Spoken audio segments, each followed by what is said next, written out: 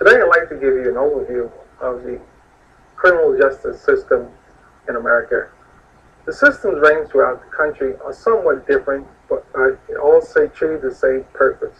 There are basically four parts of the criminal justice system: the arrest phase, the prosecution phase, the arraignment phase in court, and the correctional aspect. These components all go together to make up the criminal justice system.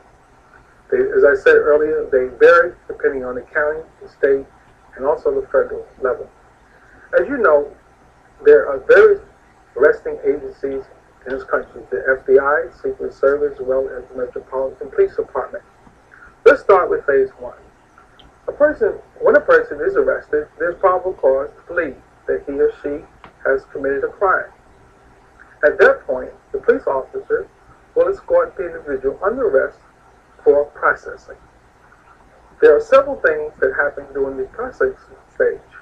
The person is booked, as they say sometimes.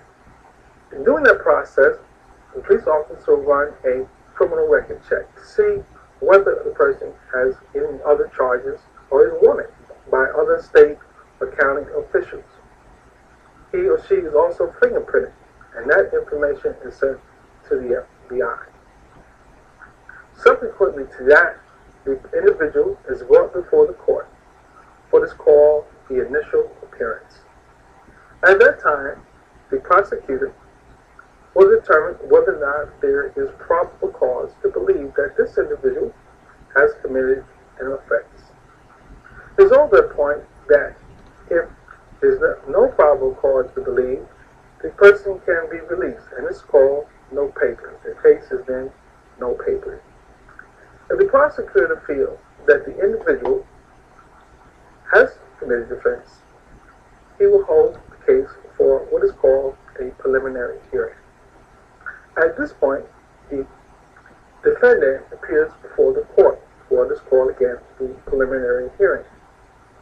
It's at that time the prosecutor will present evidence before the judge as to the defendant's conduct in the community for that particular crime.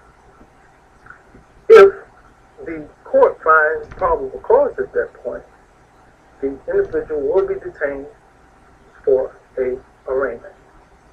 There's also during that time that the charges can be lessened from, for example, assault to simple assault. And also the defendant may be able to plead guilty to a lesser included offense such as simple assault. If not, the case continues to the arraignment part. The arraignment part will consider the defendant appearing before the court, at which time he or she will plead guilty or not guilty to the formal charges presented by the prosecutor. The formal charges are made up in two forms. One is called an indictment, the other called an information. The information is the formal charges, written charges by the prosecutor. The indictment is handed down from the grand jury. At the time the defendant, if he pleads guilty to the offense, a trial date is set. During the trial, if the defendant is found guilty, he is then sent to the probation office on preparation for a pre-sentence report, and sentencing is set.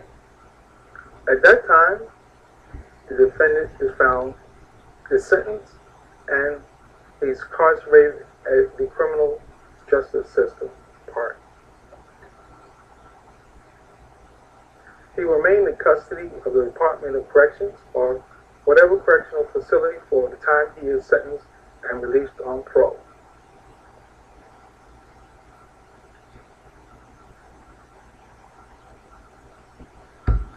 Hi, my name